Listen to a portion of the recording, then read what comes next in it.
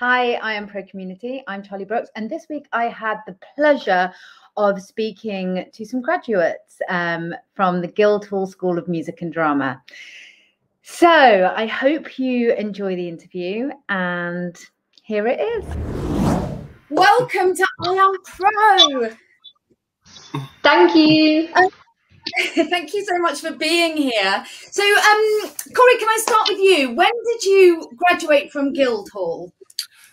So I graduated along with Jasmine Thomas last year in the height of the pandemic, so 2020. So am I right in saying that there was no end of year showcase?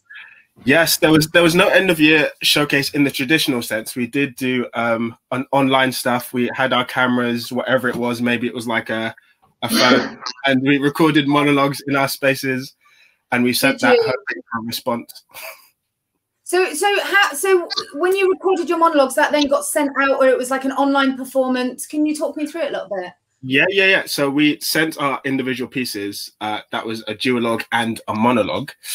We sent it to the director. They spliced them together with some music and things in between, some really smooth cuts. They sent it as a package to a list of industry people, and they were able to view it. And they sent it to Spotlight and an independent one through the website. Right, I see. And was that quite disappointing, Jasmine, to not have the end of year showcase in the normal sense? Yeah, it was. I'd say it was. And also, it wasn't just the West End Industry Showcase that we missed out on. There was also multiple productions. I don't know how many in total, but I know I would have done 3 more shows as well. So that was a shame, because we were going to do a last musical all together with the whole year, which would have been I think really enjoyable. So that was a shame, but Guildhall did really well with giving us other options, and like Corey said, sending things out, and we did some online work over Zoom, which was amazing to meet some industry people that we might not have met otherwise. So positives and negatives. Oh, absolutely. I mean, I think the whole world has been really resourceful in making up for situations that were otherwise a little tricky, and also good to get you on screen on your videos, because of course that is the way of the world these days with self-taping and everything. So can you talk me through, Jasmine, your audition process for Guildhall, how you chose the school and your pieces? Yeah, of course. So when I was auditioning, I auditioned twice, and so got into the 3-year course my second time of auditioning.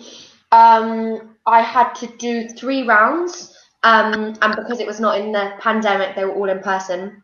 I had a first round, which was a panel audition, so there was a bit of a group session at first, doing some warm-ups and some group exercises, and then we went in one by one, and we did a couple of monologues. We were redirected, had a bit of an interview, maybe had to sing. And then the second round was a repeat of that, but with different people on the panel. They kind of delved further in terms of more redirection and more questions in the interview. And then my final round, Corey and I weren't on the same day, I don't think.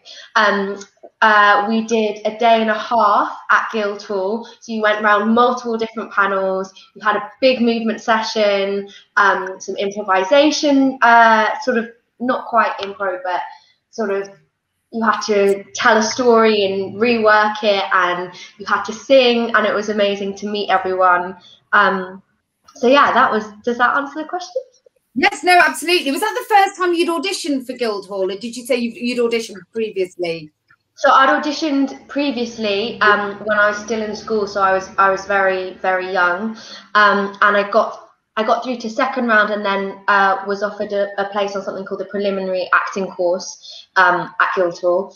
And I think because obviously I was 17, 18, can't remember, and I was very young, and the school felt, which I think is absolutely right, that I wasn't ready at that age. So then I came back the next year, and they thought I was ready. I hope I was ready. So yeah, and then I got in. Quite important to have that year off sometimes, isn't it? Because I know that schools do like you to have a little bit more life experience, so I've heard. Was that the same for you, Corey? Similar. I mean, I got in when I was 27, 26. I auditioned the first time straight out of college because I felt it was something I had to do, the steps you take in order to be an actor. So I did that. I didn't get anything. I didn't get a recall or anything. Then I joined loads of youth theatre companies, got a foundation, which me and Jazz did the same thing at Lambda for a year, but we was in 2 different years. So I went the year before Jazz had gone. So this was the year foundation course at Lambda. Right. And then after that, I applied to drama school again. I auditioned for Guildhall. I didn't audition the first time. I got a recall and I didn't show up to it because I didn't think I was ready. Because the process was so intense, I just thought I needed a bit more time to be ready for that kind of process. And then I took another year out and then auditioned again and then finally got into Guildhall. How exciting. So were you one of the eldest on your course at 27? Yes, as I was constantly reminded. Yes, I was. Yes. For me to go back because I'm always like, oh my god. I'd stand out then. Definitely too old. Never too old. Never too old. Thanks, Jazz. Thanks, Jazz. And can we talk a little bit, because we have a lot of questions around what material people should choose or which direction they might go in. What did Guildhall ask of you, and what did you go for, Corey? That's always the question. Always, it's like that lingering myth that always stays through drama school auditions. What piece to pick? I think I always went, and I think at the start when I was going from college, I was doing pieces that you would expect. I was doing like the Hamlets. I was doing pieces to try and be like interesting and try and show something. And then it got to a period, I don't know, I just matured. I was doing like youth theatre stuff and I just chose pieces that I liked. I didn't want to choose pieces that were tailored to like other people's taste. I just chose things that I enjoyed and things that I'd seen on the stage. And I was like, I could do that. And that's what I felt I wanted to do. What were they? Can you remember? One was I did choose a Hamlet in the end. It was the chamber scene. It was look here upon this picture and on this, that famous scene with Hamlet and his mother, and a play called Brother's Side by Terrell Alvin McCraney, and he was also the screenwriter for Moonlight. Oh, brilliant film! Yeah, fantastic. And Jazz, what about you? I did. For my classicals, Hermione from The Winter's Tale, I think, and Crispinella from The Dutch Courtesans, and that's not by Shakespeare, and that's something I would say to anybody out there. Don't feel like you have to do Shakespeare. Obviously, I hadn't really read much Elizabethan or Jacobean stuff aside, well, actually, that's a lie, I hadn't read any, aside from Shakespeare when I was auditioning. And then someone once said to me, like, oh, why don't you look at the other stuff that's not Shakespeare? And I think that can be really exciting because it's obviously done less. You've maybe seen less of it online, or you're less aware of, like, actors who've played whatever the famous parts in Shakespeare, kind of like Corey's saying. So maybe, or I guess for me, maybe it felt a bit less intimidating, like I wasn't playing this famous Shakespeare character. I feel like maybe I came to that play a bit fresher. So that's something I'd say to anyone out there. Don't feel like you just have to do Shakespeare's, and even if you don't know the play, like get a summary, read it alongside the summary, and like just work your way through it. And then for my moderns, I did the Arcata Promise by David Mercer, which again was not a very well-known play as far as I'm aware. And that's another thing I'd say, like go check out bookshops, or if maybe your college has a subscription to like Drama Online. If you're London based, the National Theatre Bookshop is amazing. You can just walk in and go for free, and you don't have to necessarily buy any of the books. You can spend like 3 hours in there just looking through the books. Or like the Royal Court has is it the Royal Court? Yeah, it has an amazing bookshop. And then I did another play called a monologue from a play called Our New Girl by Nancy Harris. Great. What we'll be able to do is put all of these suggestions in the resources on our site, so people who are watching this will be able to go and explore that, which is exciting. And the qualifications to get into drama school, do you need any, or you know, with regards to A levels, or can people come in without any? Ashley, is that a question for you? Yeah, probably. So to get into Guildhall on the drama course, the acting course, it's 2 A levels at grade E or equivalent, which is the very minimum that you would need to get into any higher education course. And we also have a non-standard entry. So if you were watching and wanted to apply to Guildhall and you didn't have any qualifications, we base everything on audition and potential at audition. So if we wanted to make you an offer and you didn't have those A levels, we have a non-standard entry, so you could do an assessment to make sure that you were able to write an assessment, something academic, and that would be sort of accepted as an equivalent. Fantastic. That is really good news to hear. That would have been good for me. I wasn't the most academic of students. So, Corey, let's dive into the course, if we may, and what we can expect. I think let's start with like year one of what Guildhall had to offer. Yeah. That's going very far back. What to expect in year one? I think you can expect a lot of talking, a lot of introductions about yourself, a lot of talking to the group about what brought you here, about what you like, about your experiences, where you come from, things like that. Not just in the sense of meet and greets, but in the sense of really understanding yourself and other people understanding the world that you bring into the space. A lot of craft sessions, so singing, voice work, movement work, singing work, a lot of ensemble activities. Also, you do productions or sharings, but they are in-house, so they're just for the year group and for the tutors. So it's very much about what you personally bring to the space and what you bring into the group, and kind of cultivating the culture of the group and the year group. So it's very much in-house group, collective, ensemble in that first year. Amazing. You said singing there. Are you a singer? This is the funny thing. I would say I wasn't a singer when I came to Guildhall. I wouldn't call myself a singer now, but I have sung in auditions, and I'm like, yeah, I could do that. Really? And feel confident? Yes. Amazing. I trust me, I would never have done that before. Never. So much so that I would consider doing a musical. Really? Yes. Oh my God, I still want to do it. People say to me, can you sing? And I'm like, I can get through a song. Do this song. What about you, Jeff? Were you a singer? I was a keen singer, but I was a keen singer, but very, very nervous. So I found it very scary, and sort of felt as though I didn't really know what I was doing. So a lot shifted.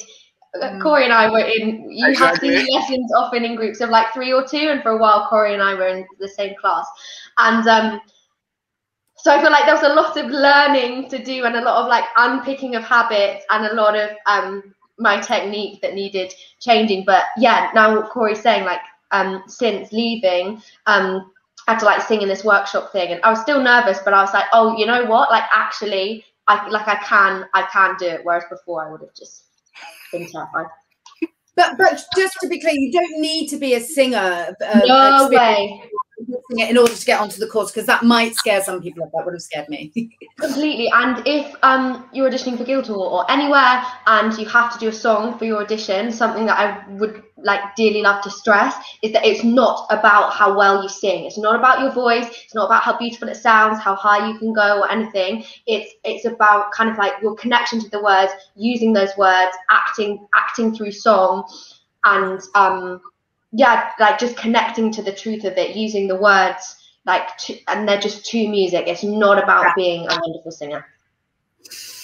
Good. So Jasmine, year 2 of Guildhall, how do we progress and how does that differ from year 1, and what are the biggest takeouts from the second year?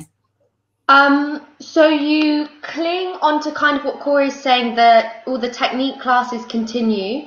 So you'd have maybe 3 days a week where you'd have 2 hours in the morning of a type of movement class. So that might be pure movement, that might be a more creative movement. So you're looking at like Laban, more imaginative stuff, might be period dance, it might be acrobatics, it might be show dance, like kind of one of those disciplines. And then usually in the like after break slot, but before lunch, you'd have a kind of voice class. So again, might be singing, might be sight reading, might be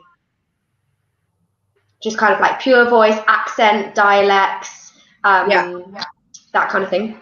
And then usually like 3 afternoons a week, you'd have a project rehearsal again. So the projects kind of change. They're still sharings, like Corey's saying, but it's maybe slightly more pieced together. So we did like a film project. So we filmed some duologues, and then that was put in, and we will like watch them at the end. And then towards the end of second year, you do a musical, and again that becomes more of a show. It's not a performance, but it's still a kind of a showing. So you work, excuse me, with stage managers and a bit of costume, maybe a bit of lighting. And then we did a Shakespeare as well in second year. Corey and I were in the same one, the same scene. And again, that's kind of more pieced together. So it's more of a show rather than like just in first year, you might do kind of like scene study. So multiple scenes, it becomes more of like a show to ready you for third year. Main takeouts from second year, I guess, are like beginning to learn how you use that craft to create a character, or how to use that craft in performance. So like how to fill a big space if you're in a big theatre, or how to use what you've used in singing to do a musical. Yeah. And all that lovely voice work and everything you do, and all that into practice. And exactly. One of the things I was going to ask was about screen acting, actually, and on the course that you guys did, is that part of it? You do much screen acting, or is it more theatre based? Corey, do you want to answer that one for me? Yeah, absolutely. It definitely is more theatre based, and it is definitely a classical training. Now it is probably integrated a lot more, especially because of COVID. I think a lot of things has been brought about by that. But when myself and Jazz did it, there was screen acting. So as Jazz said, we did screen acting projects.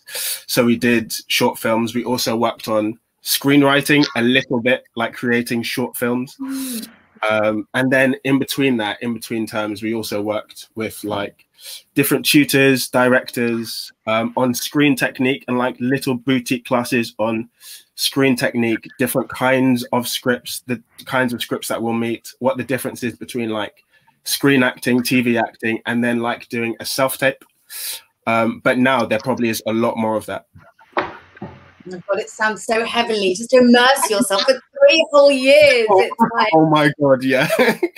Seriously, I want to go back. Okay, so that then takes us into year 3, where I'm imagining all of years 1 and 2 is sort of all brought together beautifully. Corey, can you just talk us into year 3 a little bit and what they might expect, and also think about do they have many people come in to teach, like guest directors who are working in the TV film industry or theatre industry? Yes. Oh my God, absolutely. I'll start from the beginning because that bit's getting me excited. Yeah. So it's because you do so much in the first and second year of the craft work and doing these boutique classes.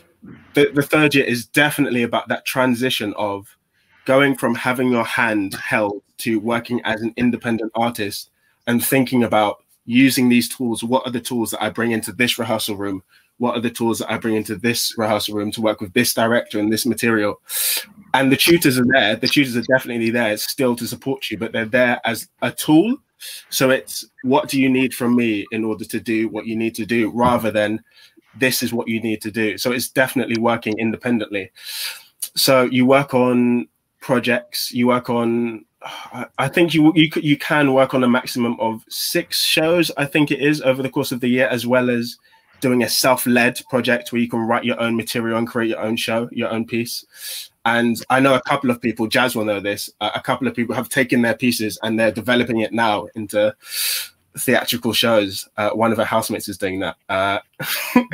And in terms of guest tutors, oh my God, it was incredible, the amount of people that came in. God, where do I start? Casting directors, TV TV casting directors, theatre casting directors. We had a director. One of my favourite films is Lady Macbeth, with what is her name? Florence Pugh, I think her name is. And the director for that came in to do screen acting work with us, and that was mind-blowing and incredible. So I think the standard of people that come in, because of the reputation of the school and because of the alumni who have come from the school, who also come and teach us classes, who have taught us the self-tape classes and the screen acting classes, I think the wealth of experience that we are in contact with, especially in that third year, is incredible. What were your biggest fears going into it? I mean, I'm sure that Guildhall does not have this, but I did hear some horror stories years ago from particular places where they try and break you down, and and it's not so. I don't know. I heard one story where they make you take all your clothes off, or just to get comfortable with I mean, this was a long time ago, and I'm sure that nobody's still doing this now, but it used to fill me with fear. But is there an element of stripping you not of your clothes, but of all your bad habits, I suppose, and how do they handle that? Do you want to take that, Jazz? Sure. Yeah, I think. So something that was always said to us a lot is you can have your habits back in third year. So they'd say your habits have, they being staff at Guildhall, they'd say your habits have served you up until now. A lot of the time they're a big part of the reason that you got into the school. When I say habits, I mean like acting habits. But they want you to move beyond that. So they want you to be able to start from sort of a degree of neutrality, so that then you can transform, so you can become other people, you can take on different rhythms, you can use your body in different ways to move in different ways. Same thing with your voice, rhythms like textual rhythms of speaking, accents obviously, and everything. So in order to do that, you want to start from a place of kind of general release and being aligned, so that you can take in your breath and body and voice, so that then you can take on characteristics of other people, because you're playing other people, obviously. So there definitely was an element of that, and I think the way they did that was through a lot of encouraging release, again, in body, breath and voice. So for example, a lot of working to eliminate tension in movement classes, working to deepen and expand and lower the breath, working to free your voice, get it out and forward in voice classes. I think that was hard at times. I won't lie to you. I think the training is intense, and it was emotional in rooms at times. But that's the approach, and like I saw in the room evidence of it being really beneficial, and people doing fantastic work because of that. But it is hard when you're in it, and it is exhausting. Yeah. But also, if you're there and you love it. So I was like, let's do it. But I imagine that could be very freeing as well. Corey, what was your experience of that? I think for me, there was definitely a sense of, and I'll be honest, there was definitely a sense of resistance at the start, because obviously you want to keep your habits.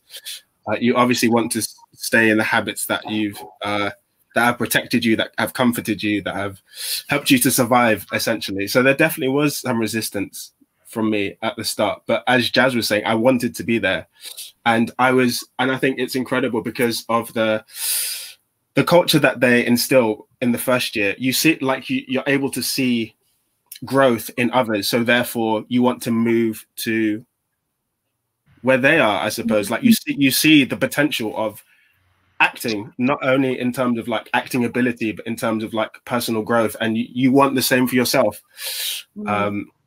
So I loved it. I also incorporate a lot of like the exercises and disciplines into my like craft work and stuff now. That's helped me to survive through the lockdown. So they're definitely tools that I found a lot of use in. Yeah. I mean, as actors, we have to be able to access that emotional and very human side of who we are, don't we? And God, I would love to go through the process and have a little help getting rid of some of my bad habits, which I'm sure I have millions of. What was my next line of questioning? So what would you say? Okay, I would like to get a couple of top tips from Jasmine and Corey on how to build a character, if I may. What would be like, where would you start, and what would you what would your advice be to some young creative performers? Jasmine, shall I start with you? Yeah, please. So I'm a massive believer in like the foundations of text work. So for example, I'll just speak about if it's a character from a play, and if so if you've got a play script in front of you, read that play multiple times, again and again and again. Look, I'm a big fan of the lists, which you might have heard of, you might not of, everybody watching. So I would make a list of what your character says about other people, what other characters, what other things that other characters say about your characters, your character. Corey, what's the third one? Yeah. What you say about other people, what other people say about you. What you say about other characters? Yes. I must practice what I preach. That doesn't look very good. I do it, I promise. I'm not lying. So yeah, I'd make those lists. Go look at like the facts of the play, so that can be called the given circumstances, like where are you, what's the weather, what's the time, what's the temperature, like the location that you're in, what can you see, what's in there, like whereabouts are you geographically, your relationships to other people. So yeah, that's where I'd start. The script has juicy stuff to offer, doesn't it? Completely. And then when you're getting into like kind of text work, I'd look at where are the shifts, so where are the changes in the scene. That's where I'd start. Thank you. And what about you, Corey? I think Jazz has said everything. No, exactly.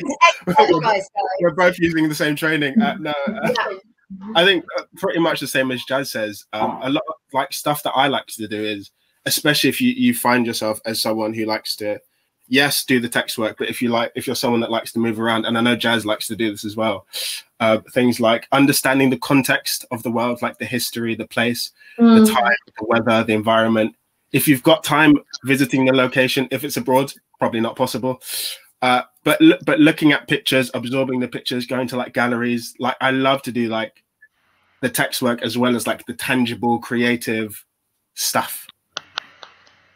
And what about the physicality of a character? Do you sometimes go out into the world as your character? I've been known to do that once or twice. It's really scary. Really amazing. Yeah. I've done that for. I had a tape recently, and just because the process for the tape was a while, it was like a week. I had a week or 2 weeks prep for it. So I went to like visit the character's location. I walked around there at night. I wore the character's clothes that they might wear. I walked around as the character. I just had music that they might listen to in my ears. And I think if you're not confident of doing it just like as yourself, just walking around as the character, then play music that can help you just like sink in to the world. Corey, what would you say is your biggest takeout from having been to Guildhall? Oh my God. What would be the biggest benefit, I suppose? I think the biggest benefit for me, and I think maybe generally, is like I was acting before I came to drama school, and looking back, I really didn't know how to I didn't know how to prepare for auditions. I didn't know how to prepare for being in rehearsal rooms. I didn't know what the work of an actor was. I didn't know the craft work that you can do in between auditions, in between rehearsals, in between projects to help you keep alive just as an artist, as a creative. Otherwise, you're just waiting for things. Like discipline and the fact that it's really not about you. Like so many people say this, but it really isn't. When you meet the material, when you're in the rehearsal room, it's such a negotiation with the director, with the material, with your peers. It just can't be about ego. It can't be about you. Otherwise, it just doesn't move forward. Good. Well, Jasmine? I'd say I've come away, yeah, like with a toolkit. So like a process of yeah, how to build a character, how to be in a room, how to prepare for a role, how to analyze a script. Like Corey's saying, that it's not about you, like how to make it about the other person. I feel like I've learned how to breathe far better than I ever was doing before. Like a sense of empowerment as well in terms of like using my voice, taking up space. Yeah, those are the main takeaways. I mean, it's such a safe space, isn't it, for those 3 years to not only just play, but to really learn to trust your own opinions and to explore, you know, all of that, and to learn to trust yourself, I suppose, in the performance space.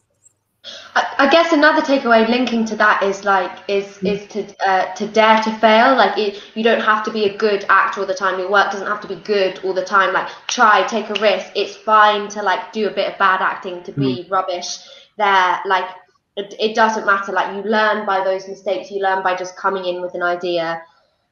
It doesn't matter if it's rubbish. To just play. Yeah. That's really good advice. Corey, do you have any, what would be your bit of advice for anyone starting their creative learning? I think just keep on remembering why you're in it. Keep on remembering why you want to do it. And also feed yourself with other things outside of acting, I would say. I think that's the biggest thing. And that's something I lost when I was in drama school, because it can become very, you know, one-tracked. But acting is full of so much things, like meeting people, going to galleries, watching dance performances, meeting random people, like conversations, like humanity of it all. I think keep the playfulness, try and keep you, and balance, you know, working this craft, finding yourself in the craft. Really good advice. I feel like I've had a little mini Guildhall experience. Thank you. Ashley, can I pick your brains now for 5 minutes? So as we know, just even auditioning for drama school can be super duper expensive and unaffordable, especially if, you know, young people are going to 6 different auditions. What does Guildhall offer in support to this? Can you talk me through the finances of the audition process and what opportunities, and then actually what scholarships or bursaries might look like within the school? Yeah, of course. So Guildhall has the supported application scheme, which is a scheme that my team oversees, and Jazz and Corey are involved in helping out with workshops on that. So the supported application scheme offers eligible undergraduate applicants a free application, advice and guidance, invitations to loads of events, workshops, performances. We do the festival support, which this year was 7 days, and we did 36 workshops over the 7 days, all online, really accessible, everyone could join in. And via that, we also offer free travel to on-site auditions. So I'm just sorting that out for our final round of applicants now. And in future years, that will include accommodation if accommodation is required as well. So there's a whole wealth of support available through the application process. And we're really lucky as well that we've got loads of projects even before that point. So we have a monologue bootcamp, which sort of introduces really early stage actors to how to even choose a monologue, where to go to find them, and then to develop. And again, Corey and Jazz are involved in that this year. We have Originate, which is our collaborative young actors program with RADA and Theatre Peckham and Young and Talented as well. So loads of projects for actors to get involved in and prepare for that really competitive audition process, because it is hugely competitive. There's thousands of applications received for like 25 places, so it's important to take those opportunities, and they're all free as well. Everything that I oversee is completely free at the point of access. And then when you get to Guildhall, there's more financial support available. Our courses are proper undergraduate degrees, so they are eligible for student finance first of all and maintenance loans, but we have a really generous scholarships program. Around 50% of our students currently receive some sort of financial support, so there's a lot of support there. We've got a really fantastic hardship fund, which you don't have to pay back if you come into any sort of financial difficulty and need a bit of a cash injection. That can be administered by staff in the school.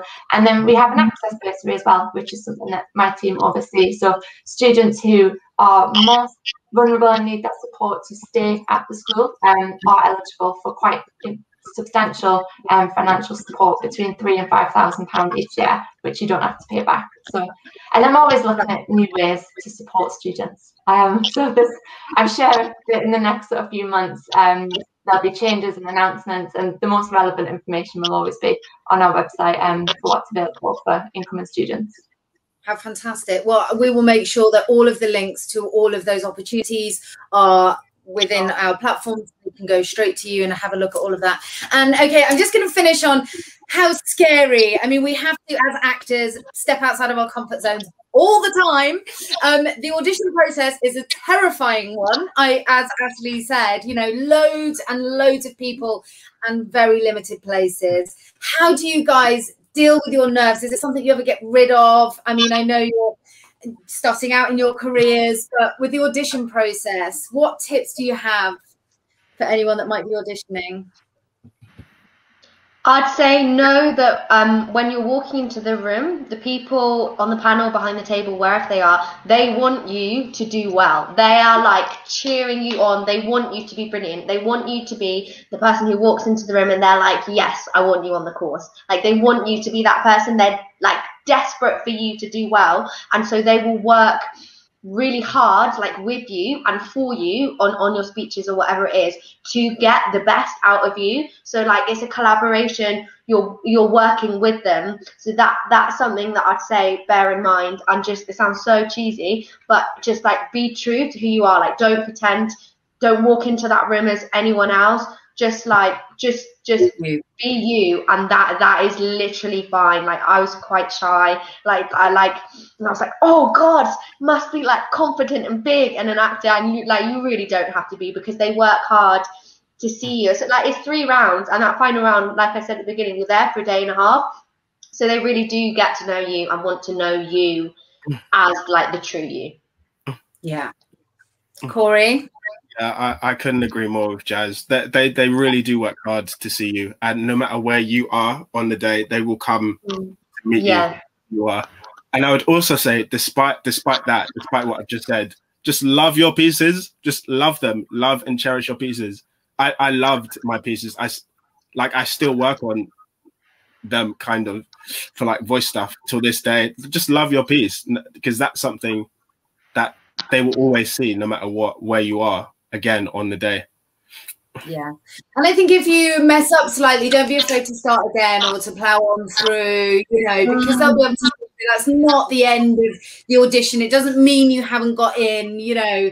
Just sort of try and manage that with a little bit of confidence, I think, and know that making mistakes, like you said earlier, Jasmine, is totally okay. Yeah, and be honest with like how you feel you've done as well. Like I remember being like, I should have started again really, and was like, oh God, and this was in my final round at Guildhall. It's like, oh, that was awful, and they were like, oh, so how was that? And I like started to be like, yeah, and then I was actually like, I'm so disappointed in myself that did not feel good, like it wasn't good. And then like we had a conversation about that and why. So just be honest, and you can absolutely start, even if you're like 4 or 5 lines in, whatever, just be like as you said, Charlie, oh, I'm really sorry, would you mind if I start again? And they'll be like, yeah, of course. Amazing. Guys, thank you all so much. Thank you so much for being here. I Am Pro, going to look forward to a little Guildhall takeover at some point in the near future, I hope. I will definitely be attending. Thank you. I really, really appreciate your time and the insights that you've given us. I really do feel like I've been on a little Guildhall journey, so it's fantastic. And I look forward to seeing you all soon. Thank you. Thank you. Bye, guys.